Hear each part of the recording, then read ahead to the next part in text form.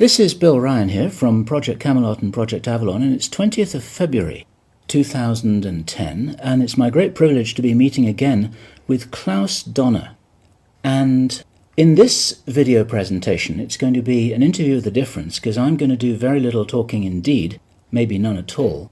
And Klaus is going to be doing an audio commentary on one of his extremely special, unusual and fascinating slideshows about the artifacts and the various phenomena that he has been researching, discovering, investigating personally all over the world, relating to what I think you could legitimately call the hidden history of the human race. Would you say that that's a good summary, Klaus? That's a very good summary, yes.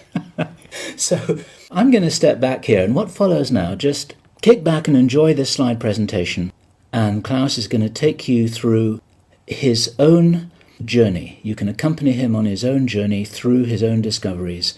And take it away, Klaus. What are we looking at here? I can see an array of pyramids. What's the significance? The significance is that you can find pyramids all over the world on each continent. And the question is, when and who did build those pyramids, why many of those pyramids all over the world are looking very, very similar. Another question is, did there really exist a global civilization? And I think many of our researches are really telling us that once upon a long time a global civilization existed. But how many thousands of years ago, we don't know. Most of the audience of Project Camelot may know about the story of one stone pyramid building found in 1984, 25 meters under the sea level in Japan on the island of Yonaguni, which is the southeast Japanese island belonging to the Ryukyu island group.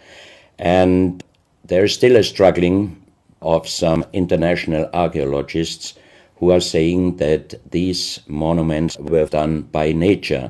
But my friend Professor Masaaki Kimura did several years since then researches not only on this monument, but also he found several others close by.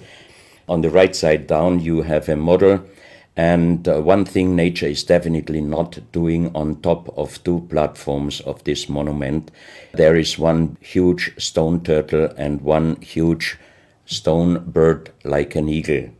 Nature is doing many things, but not such a precise, perfect monument. And the question is, where are all the stones? If nature would have done it broken down, where are those stones? There are also streets, and there was also found a stone stadium like a Roman Colosseum with stone seat rows and stone stairs. Nature is great, is doing many, many great things, but not such perfect buildings. Here you have the huge stone turtle, and you can see also how small is a diver against this big monument.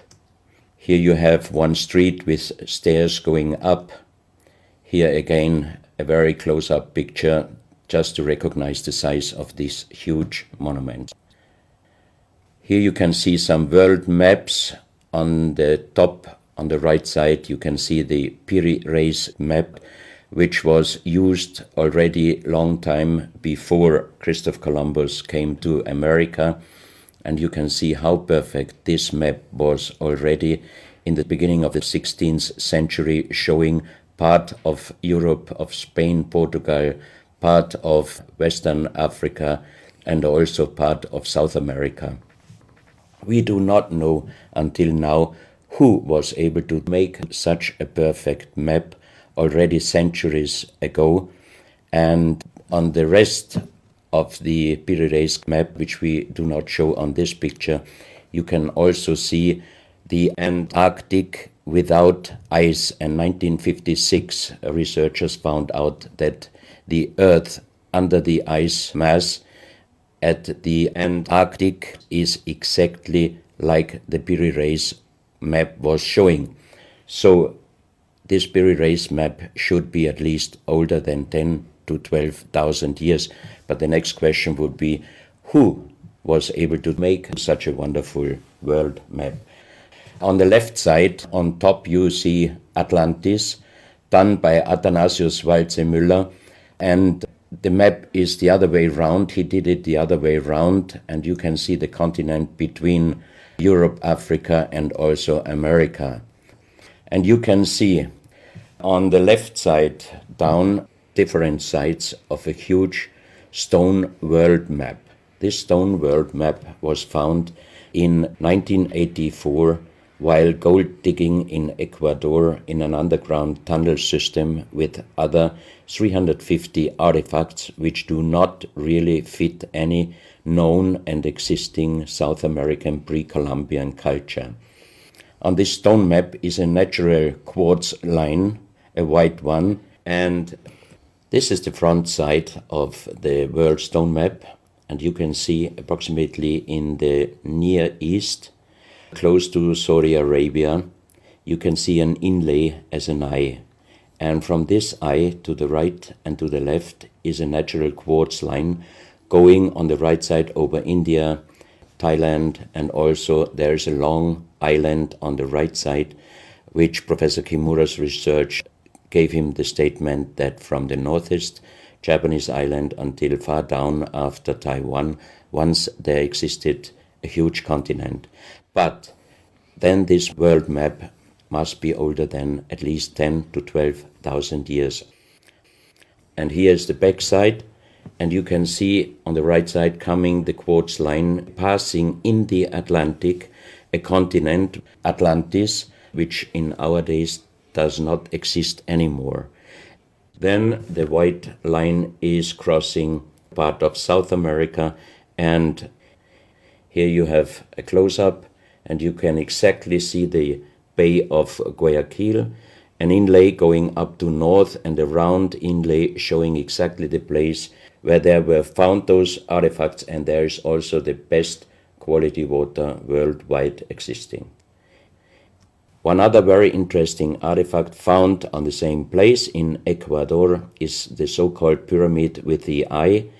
The eye is an inlay, the stone is gray and white, and you have 13 steps, and it looks exactly like the pyramid with a shining eye on the $1. If you put this pyramid under black light, the eye is shining very strongly, and it looks really like an eye, but not real like a human eye. Here you have a close-up of the eye, and you can see the colors of the inlay. On the bottom of this pyramid, you have the inlay in little gold plates showing the Orion star constellation, and you have unknown writing. The translation of Professor Kurt Schildmann, who was the president of the German Linguistic Association, and he was perfect in more than 40 languages.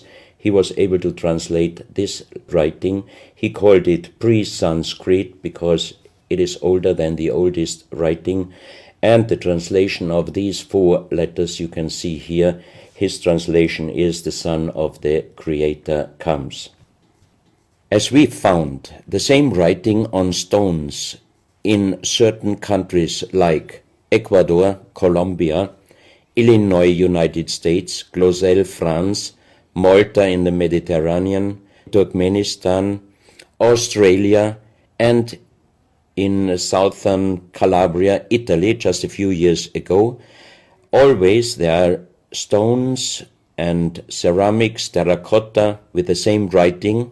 That means this writing existed once worldwide, and that means there must have been a global civilization older than Sanskrit, older than 6,000 years. And Professor Schildmann also told me that this writing has a little similarity to the Indus writing and also to the Easter Island writing. And as he said, this is older than Sanskrit. He called this writing pre-Sanskrit. On this stone, you can see on the top the 2 eyes, and then you see the right hand holding the pyramid and putting the left hand on top of the pyramid. That means showing how to use this pyramid with the eye. On this stone you can see an encarving, sitting a man on a stone, holding the pyramid exactly as it was shown on the artifact before. From his eyes are going rays out, and on the right side you see two bowed persons. On his head he has something like a small helmet, and from this helmet goes up like an antenna to a strange object over him. And here you have the photo of the discovered helmet. We could not yet make a metal research or checking what kind of metal was used, but you can see in the center of the helmet that something is missing, and that might have been this kind of antenna which was shown on the artifact before. Another very strange finding from the same place is one big jade cup and 12 little jade cups. As the 12 cups are man-made and each one is a little bit different in size, if you fill them up perfectly with water and you put the 12 cups of water inside the big cup is completely filled. The next strange thing is that you can see on the little cups numbers which are looking like the Mayan numbers, but if you compare them with the Mayan numbers, you find out that there are some little differences. And on the big cup you can see a perfect inlaid star constellation, also showing the Orion and other stars. And inside the big cup it is very, very magnetic, and outside the cup nearly nothing. Professional geologists are saying this is impossible because if a stone has metal particles inside the stone, it must be same magnetic from both sides. Here you have a close-up of the big cup and you can see a perfect inlay of star constellations, and they are shining very brightly if you put black light on it. Here you have some small cups that you can figure out more clearly the style of the numbers inlaid in a strange material also shining under black light. That's another piece, a jade plate with the same star constellation inlay like on the big cup, and two persons facing the sky, and on the next picture you can see that also the eyes of these two statues and the star constellation is shining very strongly under black light. This was once a hard-formed brown stone, changing the color in the center of the stone into black, which usually in nature does not happen. And you can see, if you look very close, you can see a face with closed eyes, with a mouth, the nose, a long beard and long hair. On the left side, the face and also the stone is broken. This is the reverse side of this stone. You can see a spiral and a triangle. The center of the triangle is very magnetic, also shining under black light. Here we have the backside of a cobra. The cobra never existed in South America, but this one was found at the same place. On this side of the cobra head you have 33 lines, inlines. So 33 is also a very mystical number since long time. And on the left side and right side you have 7 points inlaid, and maybe these are the chakras. Also this cobra head is shining brightly if you put black light on it. Another object here, you have a perfect worked dolphin head, and also this artifact is shining under black light. Here you have a kind of stone helmet. You can put this granite stone helmet on your shoulders, or you can lay your head inside it, and the inlay points which you see on this helmet, some experts told me that these points are exactly the acupuncture points on the human head. Here you can see how it might have been used, and a few months ago they found at the same place an unfinished stone helmet. So that means that also some of these artifacts were made directly in Ecuador, but many, many years ago. And also the inlay on this object are shining under black light very bright. This is a fantastic jade snake, and also the inlay points are shining under black light. Here we have one artifact which is very perfectly carved on the back side, so that means it might have been used to put this artifact on the front of your forehead. You can see the two eyes inlaid, and on the reverse side you have the so-called third eye. Maybe this artifact was used for some ceremonies or for meditation. Here we have a jade plate with an inlay of a spiral, also shining brightly under black light.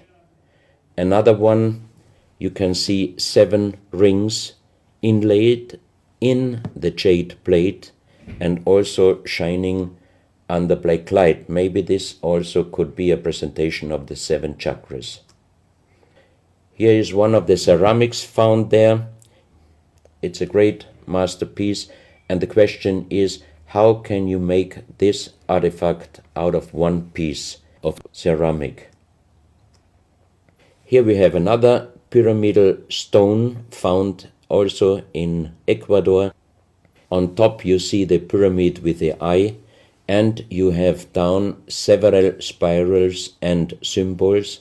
Some of them are very similar to the churchward Nakal plates, which he found 1880 in India, and the translation was talking about the sunken continent of Mu. This is a marble with another inlay of a spiral, also shining very brightly under black light. Another stone in a pyramidal form with an inlay of an eye.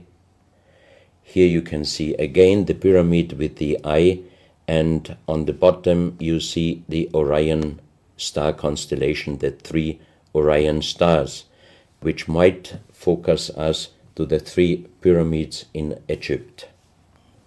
Here you have a ceramic statue. You can see the style of sitting is not real pre-Columbian style. It looks like the lotus seat from Asia. On top of this statue you have a head with some points, and it looks quite similar to many of the Buddha presentations. He holds a snake in his mouth. The snake is a very, very mystical and very often presented object. So that means this statue is not from any existing or known pre-Columbian culture.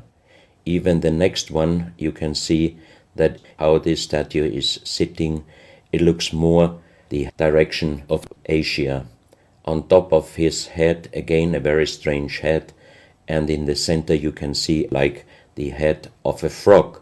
Also the frog is a very mystical animal in old South American pre-Columbian culture, but also in Africa and also in Asia. Here another ceramic statue holding a kind of plate in his left hand, and it looks also not really pre-Columbian culture. This another very strange artifact holding a stick with a snake. Again we have the snake here, and the question is where and who this statue was done. This is a photo of the Altiplano in Bolivia.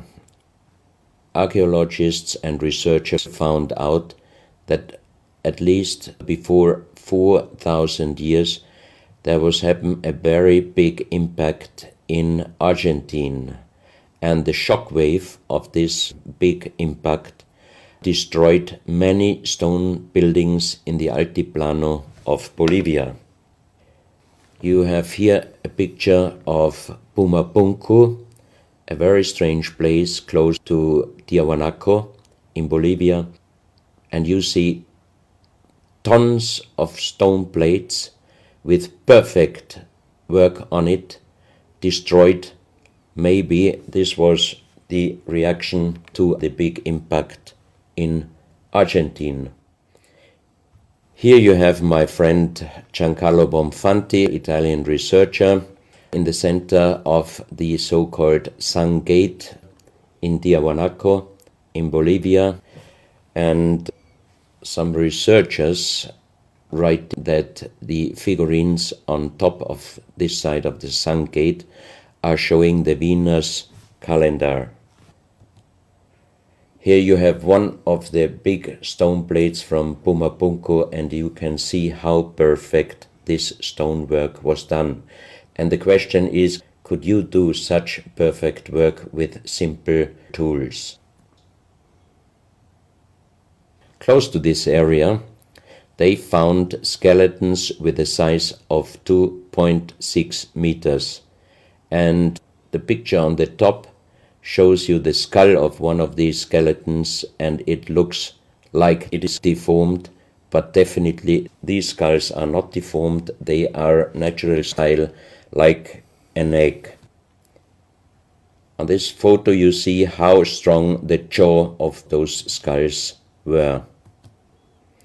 This is a front view, and the most interesting photo is this one, because you can see that the top of the skull does not have the three plates which we have as Homo sapiens, and that shows us that these skeletons are not Homo sapiens. What we might be able is doing a DNA check and an age dating on these skeletons, because we are very much wondering what kind of humans did exist long time ago and how long ago. On the next pictures I show you some artifacts found close by the real giants, and when I first time got this mask in my hands, I tried to look through the two eyes. At that time I didn't know that they were belonging to 2.6 meter skeletons, and I was just wondering, why did they make masks where you can only look out from one eye? But after knowing that those people were over 2.5 meters, I could imagine that their skull was of course bigger than our skull, and that's why these masks were for us oversized. That's another mask from Bolivia, another one with very wonderful encarving, many spirals and many symbols, which we also found in many other cultures. This is a very heavy stone figurine, and again here you can see on the top the head of a snake going down on his backside. This is the reverse side. You can see again the snake. So that means the snake must have been a very, very important animal in the past of our history. Here you can see a stone flute. The strange thing is that the vibration of the sound of these stone flutes is exactly the same as our brain waves. So that means maybe those flutes were used for meditation or for healing purposes. And each two holes are connected perfectly with each other. That means you can make perfect holes into this very, very hard stone, but how you connect with simple tools the two holes on the bottom, this would be even in our days a very difficult work to do. Because it's in the shape of a U and it curves round inside the stone. That's right. And with simple tools you are definitely not able to do such a work. And even the holes are very precise. This is the form of a boat, and you have 3 flute pipes at the end. Here you can see how perfectly they were made. This is another flute, very small. You can use it only with very soft blowing, and the sound is like the sound of the dolphins. This is an artifact where we do not have any idea for what purpose it was used. Now we are in Colombia. On the next few photos, I show you very strange artifacts from Colombia in South America. The most famous industrial designer and architect in Colombia, Professor Jaime Gutierrez, is collecting strange artifacts from his country already since centuries. His most important piece is the so-called genetic disc. Here you can see a disc made out of lyddite, a very hard stone. It's nearly the same hardness as granite, but the structure of lyddite is like leaves, so it would be quite impossible to make the same disc in our days out of the same material. The diameter of this disc, we call it the genetic disc, is about 27 centimeters. And on this disc you have several things presented which usually you can only see with a microscope. For example, on the left side, around 11 o'clock, you can see one egg, human egg, without and another with spermia. On the right side, at approximately 1 o'clock, you can see some spermias, and then you have several very strange presentations which we could not explain.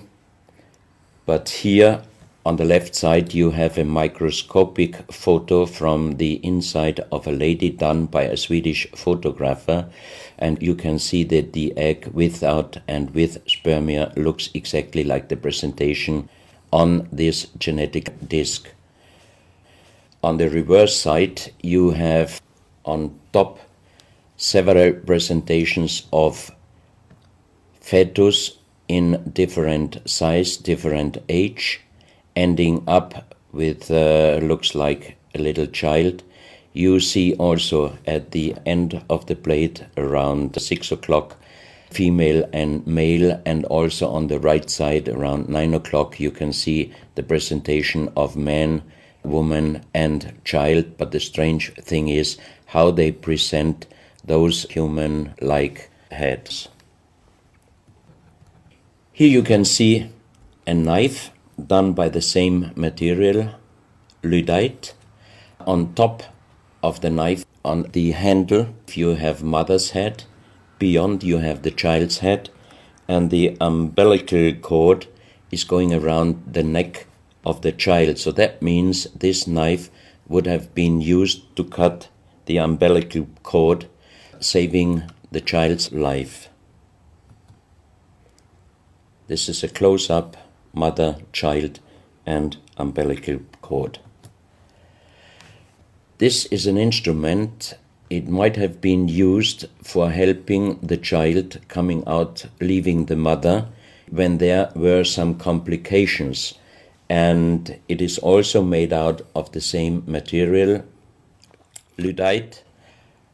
You have here the vagina and the child's head coming out, and on the reverse side you can put only your thumb inside. That means you can only use this instrument with your fingers, meaning you cannot use power. So that means it might be safer helping the child leaving the mother than our instruments we are using in our days, because sometimes the modern instruments, while being used, can damage the child's head. This, we think, is a medical instrument. It is also lyddite, and it's a perfect form. Another one, and these are other ones, they are very much smaller than shown on this photo. And when we did a material check in Vienna, the most expert worldwide checked those pieces. First of all, the material. Each one is done with lyddite, and the form itself, he checked them, and finally he said, I cannot tell you how they were done, who did they make, but the only thing I can definitely tell you, from the same material in our days, we cannot make the same instruments.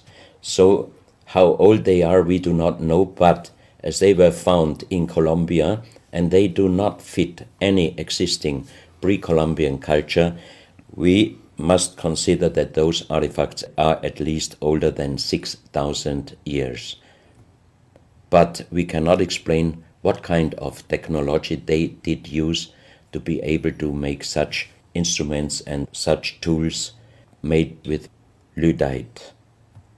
You can see each piece fits exactly every kind of hand, never mind how big the size of the hand was. Each instrument, each tool fits exactly each hand which was using those instruments. This face looks a little bit like the Maui, the big stone statues from Easter Island. Here you have a close-up. This, in joking, I call it the dentist chair. Perfectly done, but again, same material, lyddite.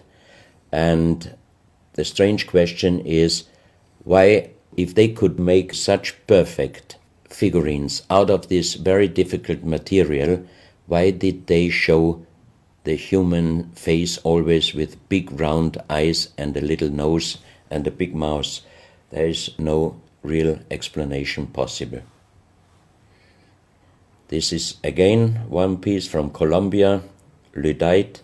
On the front side you see the mother holding the baby, and on the back side you see the man with armors, most probably for hunting. This stone figurine was found in Colombia. It looks exactly like the Maui statues from Easter Islands, but it is only about 30 centimeters in size.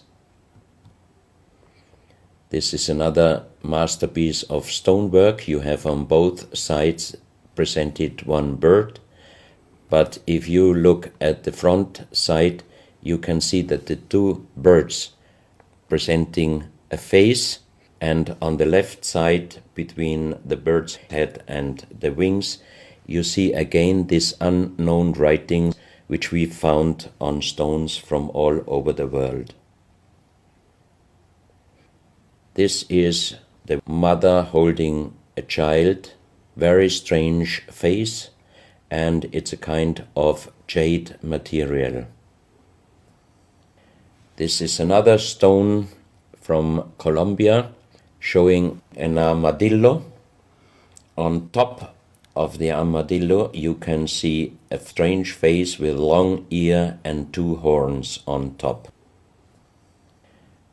On this artifact you can see a smiling face on top. You have two triangles on this side, and on the other side, on the right side, you have a face. Again, the animal face on the right side, and some unknown symbols. And on the bottom of this object you see an animal, looks like a crocodile. Now we are moving to Guinea, West Africa, very close to the border with Mali. They found on a huge granite mountain the half portrait of a lady done in granite stone, and the size of this statue from top of the head until the middle of the torso is exactly 150 meters. So this is a real big question. who might have been able to do such a huge granite half-portrait in a mountain at least 10 to 12,000 years ago, because the Italian geologist Professor Pittoni was on the spot. He did these photos and he checked the earth on the bottom of this mountain, and his calculation was that this stone monument must have been done at least 10 to 12,000 years ago. But then we have the real big question: who could have been able to do such a big stone monument? Even in our days, it would be impossible, or at least it would cost so much money that it would never be able to do. And if you look at the close-up of the face, some experts told me that this face definitely is not European, but also, of course, not black African. It must be either South American or Asian culture. But then again, we are at the point 10 to 12,000 years ago. It might be the civilization, the lost civilization from Atlantis. Close to this area in Sierra Leone, Professor Pittoni was in charge of diamond excavations. And as he heard in this area a legend about Allah was angry with some angels, and he put them into stone and throw them to the earth. He put the sky, also made it into stone and throw it to the earth, and he put the stars and throw them to the earth. The legend says that the sky, you can see on this stone, they call them sky stones, sky blue stones found in this area under the earth. And we did research in Vienna. This is definitely artificial stone. It's not a natural stone, and all the material could be found, but the only thing they could not inform us is what kind of color did they use to get this real sky blue color.